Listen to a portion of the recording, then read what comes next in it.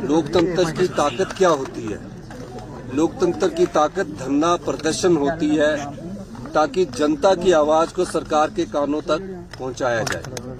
ये पहली बार देखा गया है कि जब हमारे देश के युवा जंतर मंतर में बैठे 18 साल से लेकर 24-25 साल के युवा थे, क्या मांग थी उनकी मांग थी कि जो पेपर लीक हुआ है उस पेपर लीक का जो बच्चों ने 20 बच्चों ने जो आत्महत्या की है उसके लिए कौन जिम्मेवार है, और जो जिम्मेवार है उसका इस्तीफा स्वीकार किया जाना चाहिए था।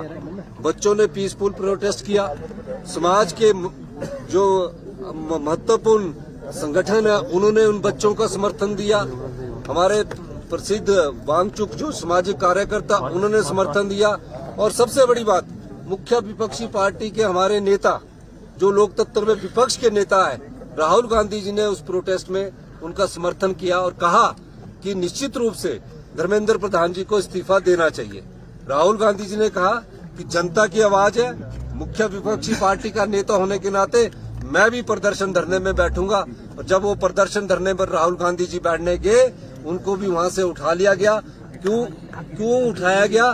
क्योंकि लोकतंत्र में उन्हें ये लगता है कि हमें खतरा है। लोकतंत्र में विपक्ष की आवाज जो होती है तभी लोकतंत्र कहलाता है, वरना वो तानाशाही कहलाती है।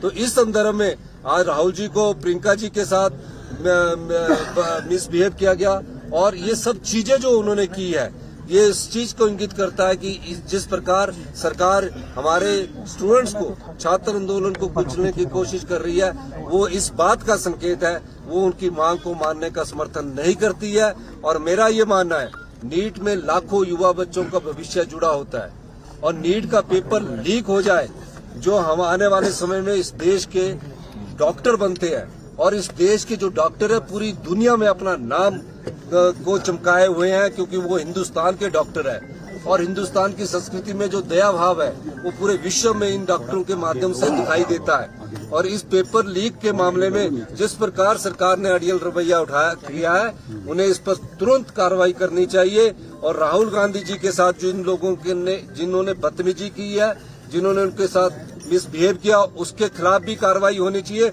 और जो हमारे अपने बच्चे हैं वो जो नीट का पेपर देते हैं, हमारे अपने बेटे हैं, उन सबको के खिलाफ जो FIR दर्ज हुई है वो मिल बैठ के समाधान करके उनके खिलाफ FIR को खत्म करना चाहिए, और जो बच्चों की मांग है उसको मानना चाहिए।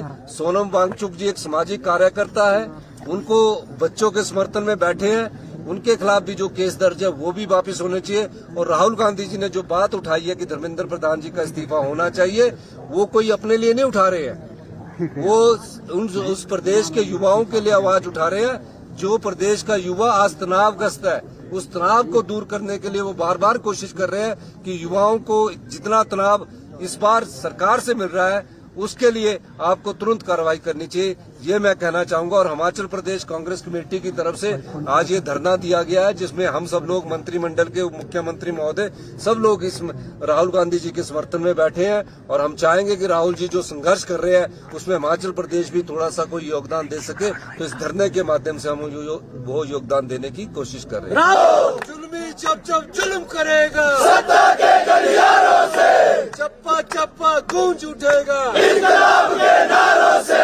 राहुल गांधी संघर्ष करो, हम तुम्हारे साथ हैं। राहुल जी संघर्ष करो, हम तुम्हारे साथ हैं। कांग्रेस पार्टी जिंदाबाद, जिंदाबाद जिंदाबाद कांग्रेस पार्टी जिंदाबाद, जिंदाबाद।